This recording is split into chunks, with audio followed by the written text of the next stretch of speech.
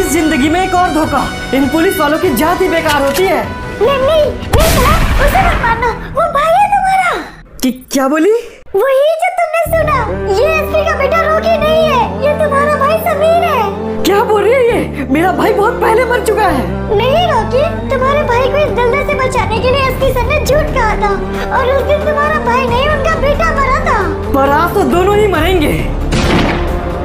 अरे नहीं, ये क्या रणवीर यहाँ क्या कर रहा है? इंस्पेक्टर समीर को कवर दो। पलक झपकते ही मंजर एकदम बदल गया। पहली बार सलार जैसा समंदर खुद में ही बंद गया। इंस्पेक्टर समीर को जल्दी गाड़ी तक लेके जाओ, हमें उसे यहाँ से निकालना होगा।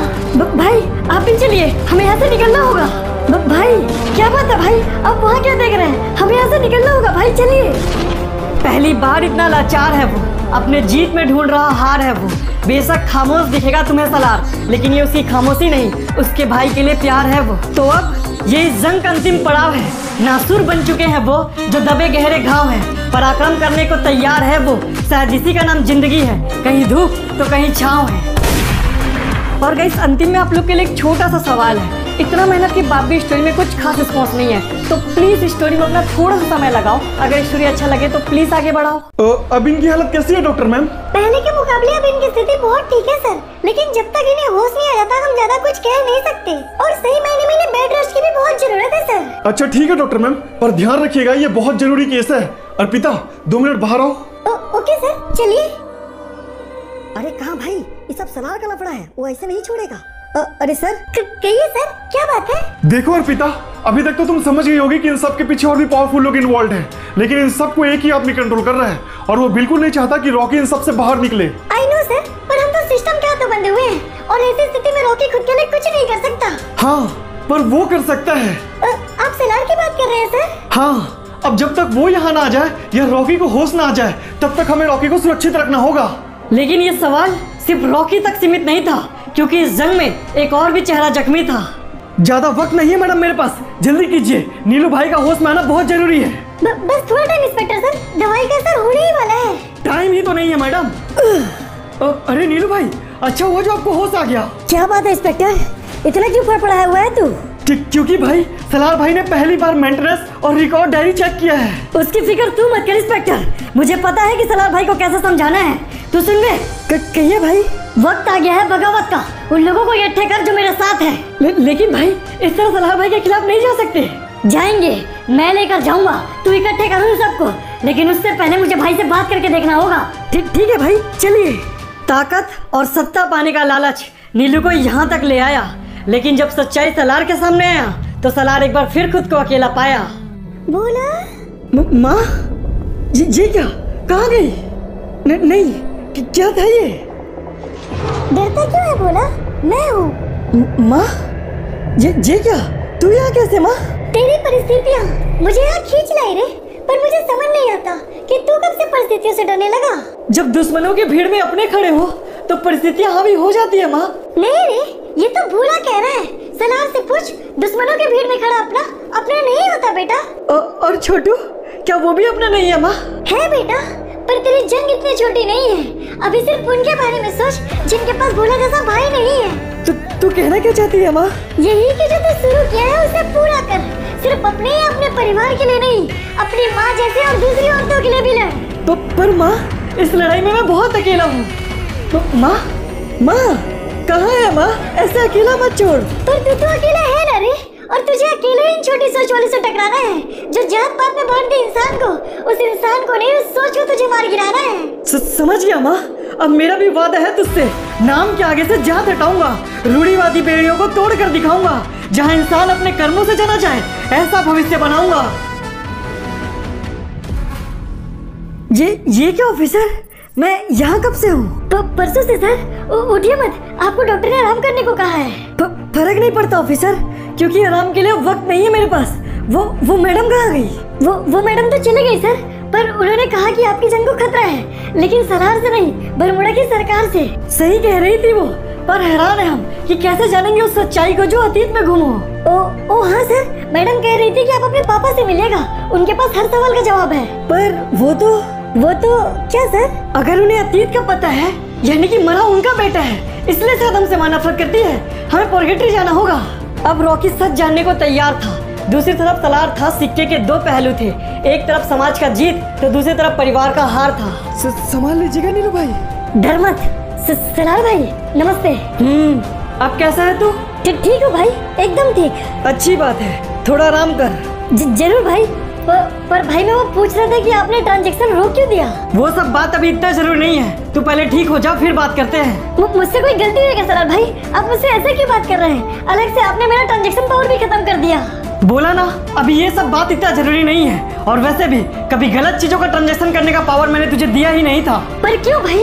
उन ड्रग्स की डिमांड पोर्गेटरी, बरमूडा, नेक्स्टा, अल्पाइन हर जगह है। लोग उनके बदले मुंह मांगी कीमत देने को तैयार है और आप उन सबको तबाह कर रहे हैं। ये सब तेरा लालच बोल रहा है नीलू। उन ड्रग्स के बदले तू पैसे तो कमा लेगा, लेकिन उनसे जो जिंदगी बर्बाद होगी उनकी भरपाई कौन करेगा? बस बहुत हो गया भाई। आपकी इसी सोच की वजह से पूरी कलहारी जीत कर भी कुछ नहीं कमा पाए हम। लेकिन बस अब जो मैं चाहूंगा वही होगा। नादान मत बन नीलू, तू मेरी खामोशी को मेरी कमजोरी समझ रहा है। ये कलहारी मेरा सल्तनत नहीं, मेरा जंगल है और तू जंगल में खड़े होकर शेर से लड़ रहा है।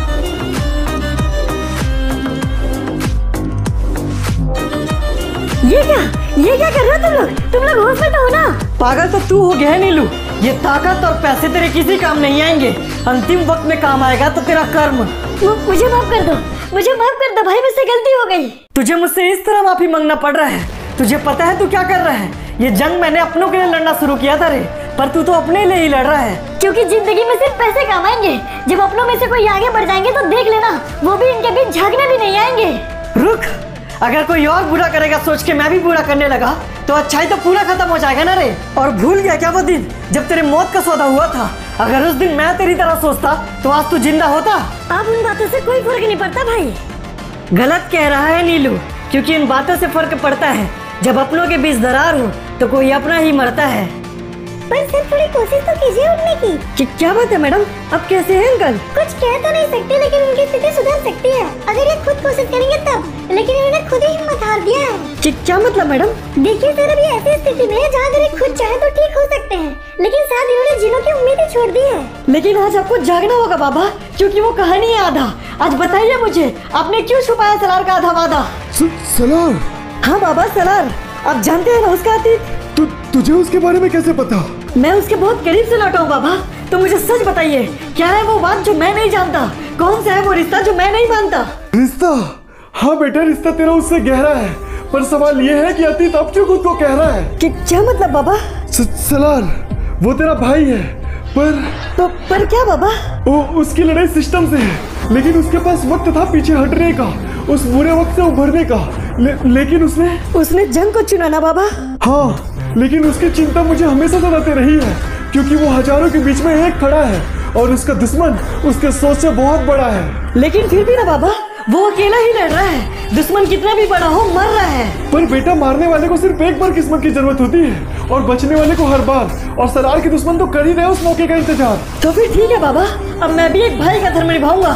जो उनके रास्ते आएंगे उन्हें ठिकाने लगाऊंगा।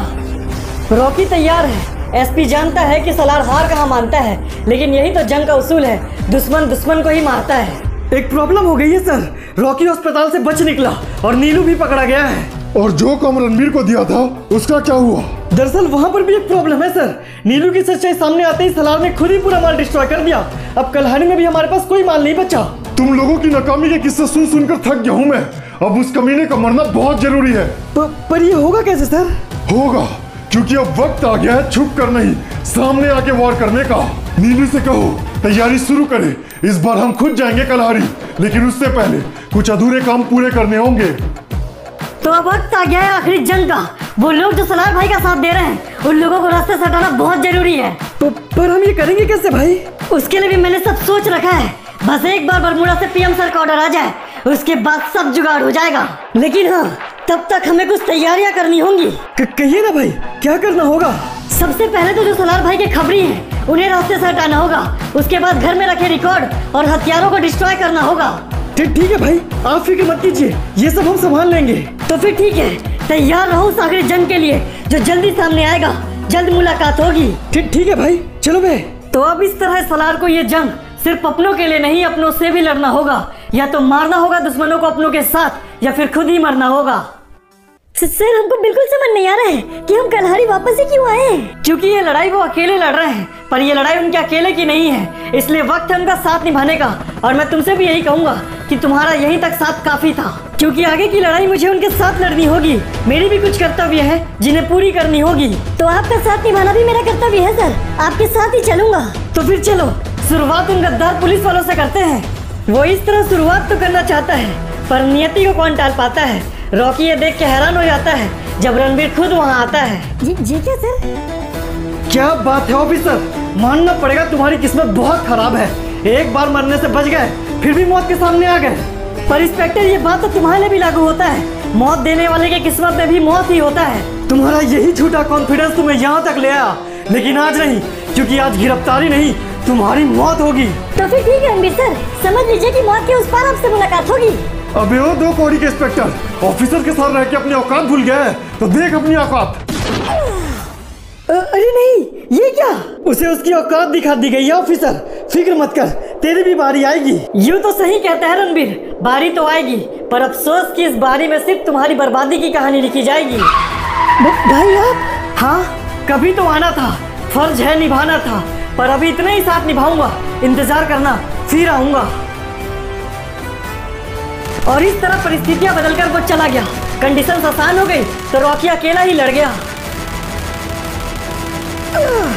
अरे नहीं सर, ये क्या? ऑफिसर, तुम फिक्र मत करो, मैं तुम्हें हॉस्पिटल ले चलता हूँ। नहीं सर, लगता है जैसे मेरा अंतिम वक्त आ गया। मुझे माफ कर दीजिएगा। ऑफिसर, बेशक दुखद है ये अंत, लेकिन ये तो सिर्फ शुरुआत था, क्योंकि इस कहानी के अंत में मौत का एक बड़ा घात था। तो उम्मीद है चीफ कि अभी तक ऑफिसर रणबीर ने उस गद्दार ऑफिसर रॉकी का हत्या तो कर ही दिया होगा। माफ कीजिएगा सर, पर गद्दार वो नहीं आप है, और ध्यान रखिएगा, मौत के बदले सिर्फ मौत मिलता है। अच्छा, तो अब सरकारी कुत्ते भी भौंकने लगे। अपनी औकात मत भूलो चीफ। ये क्या? कौन है वो? मार डालो उसे। अच्छा, तो अब तू मुझे मारेगा? चल तुझे तेरी औकात दिखाता हूँ। बहुत आग लगा लिया तूने, अब मैं आग लगाता हूँ। अरे देख क्या रहे हो? मार डालो उसे। अब तक कोई सलार को मार पाया है जो ये मार पाएंगे? शैतान से टकरा के ये अपने घर में खुद आग लगाएंगे। ये क्या हो रहा है? ये क्या चीज है? चीज नहीं सर, इस नाचीज को ही सलार कहते हैं, और जिसकी औकात नहीं होती इससे टकराने की, वो इससे दूर ही रहते हैं। पहली बार सलार को सामने देखकर पीएम को ये बात समझ आ गया था कि जिससे ये टकराना चाह रहे हैं कुछ और नहीं, बस ये अपनी ही लंका लगा रहे हैं। माफ कर दीजिए सर, हम गोली नहीं चला रहे हैं, हमको नहीं मरना। कहाँ गया वो कुत्ता? वो तो चले गए साहब। हमने सुना है कि वो कलहारी जा रहे हैं, कोई प्लान है उनका वहाँ। तो ये पीएम की वही तैयारी है जो उसने सलार के लिए जाल बिछाया है। बेशक वो थोड़ा हैरान है क्योंकि सलार खुद बरमुड़ा आया है, लेकिन पीएम अपनी प्लानिंग को रोकेगा नहीं, क्योंकि यही तरीका है जिससे चलते उसने इतना बड़ा साम्राज्य बनाया है। क्या बात है ऑफिसर, आप लोग यहाँ क्या कर रहे हैं? माफ कीजिएगा एसपी सर, पर आपके खिलाफ वारंट है हमारे पास। आपको और आपके पूरे परिवार को हमारे साथ चलना होगा। पर क्यों? उसकी जानकारी हम आपको नहीं दे सकते, लेकिन आपको इसी वक्त हमारे साथ कलहारी चलना होगा, वरना हमें फोर्स लगाना पड़ेगा।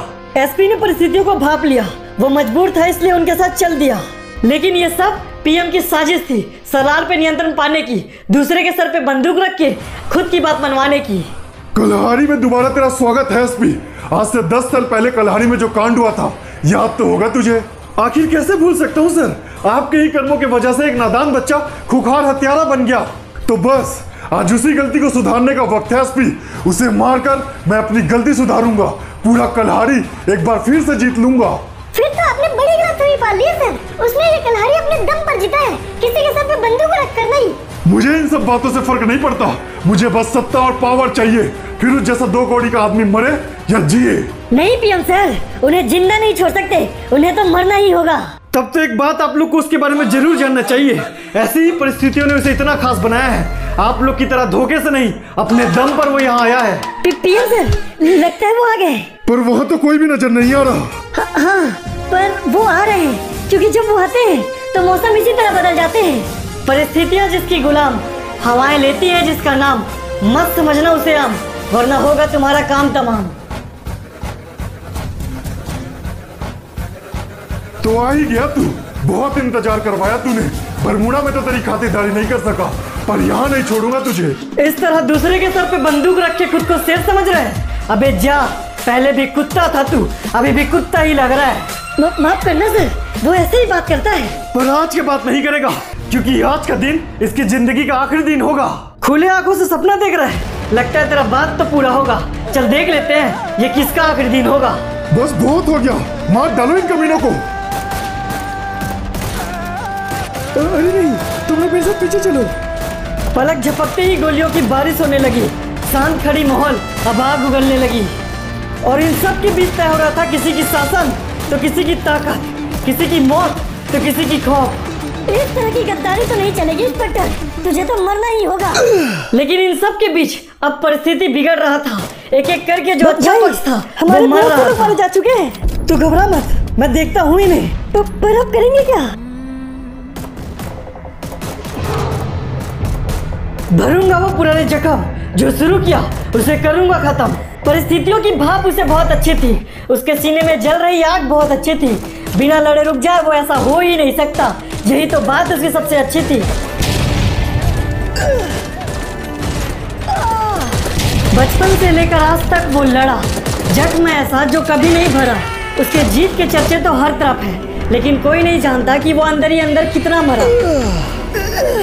बस बहुत हो गया, बहुत गुंडाई कर लिया तूने। तुझे अंदाजा भी है तू किससे लड़ रहा है? मैं चाहूँ तो तुझे यहीं कहीं मसल सकता हूँ। मुझे फर्क नहीं पड़ता कि तू क्या कर सकता है और क्या नहीं, पर आज तुझे बताऊंगा जरूर कि क्या गलत और क्या सही। लालची और धोखेबाज तो कितने ही खड़े हैं, लेकिन तूने इंसानों को जात पात में बांट के मेरे जैसे कितनों को ही मार दिया। इससे बड़ा कोई और अपराध ही नहीं। ये क्या? ये वही अंजाम है जो ऐसे लोगों का होता है। भ्रष्टाचारी गद्दारी से कितना कुछ भी इंसान कर ले, लेकिन एक दिन तो खोता है। अरे नहीं, ये सब क्या हो गया? मुझे माफ कर दो भाई, मुझसे बहुत बड़ी गलती हो गई, दोबारा ऐसा कुछ नहीं करूंगा। मैं होता कौन हूँ जो तुझे सजा दूंगा, पर ये मत सोचना कि तुझे माफ कर दूंगा, क्योंकि गलती तो तूने की है भाई, इसलिए इस बार तुझे कानून को सौंप दूंगा। नहीं, ऐसा नहीं हो सकता। नहीं भाई, बुरा कुछ नहीं होगा तुझे, मैं तुझे कुछ नहीं होने दूंगा भाई। घबरा नहीं रे, शायद इस जात पात के खिलाफ मैं इतना ही कर सकता था। शायद लड़ लिया मैंने जितना लड़ सकता था। कौन कहता है कि सबक सिर्फ किताबों से सीखी जाती है? कौन कहता है कि इतिहास सिर्फ सिहाइयों से लिखी जाती है? अब मुझे ही देख लो, इस शहर को तो मैंने अपने मुट्ठी में कर लिया, लेकिन मेरी जिंदगी, मेरी खुशियाँ हाथ से रेत की तरफ फिसलती रही। मैं लड़ा भी नहीं और हारता भी गया। पता है, बचपन में मैं भी खुद को आईने में देखकर हंसता था। आप ही की तरह खुद को कोई सुपर हीरो समझता था। माँ का गोद जन्नत सा लगता था, लेकिन अब वो सब खोकर ये जिंदगी में खुद ब खुद हारता जा रहा हूँ, क्योंकि बचपन से लेकर आज तक इस जात पात ऊंच नीच ने मुझसे मेरा सब कुछ छीन लिया। लेकिन देखो, जब बारी मौत की आई तो मुझे ही महान कर दिया। अपनी पूरी जिंदगी अपने और अपने लोगों के हक के लिए ही लड़ा, फिर भी बुरा मुझे ही कहते हैं लोग, तो बुरा ही सही। लेकिन अब अगर किसी ने लोगों को जात पात में बांटा तो मेरा ये जंग पूरा होकर भी अधूरा ही रह जाएगा। क्यों तूने मेरी फुर्सत की, तू दिल में इतनी हरकत की, इश्क में इतनी बरकत की, ये तू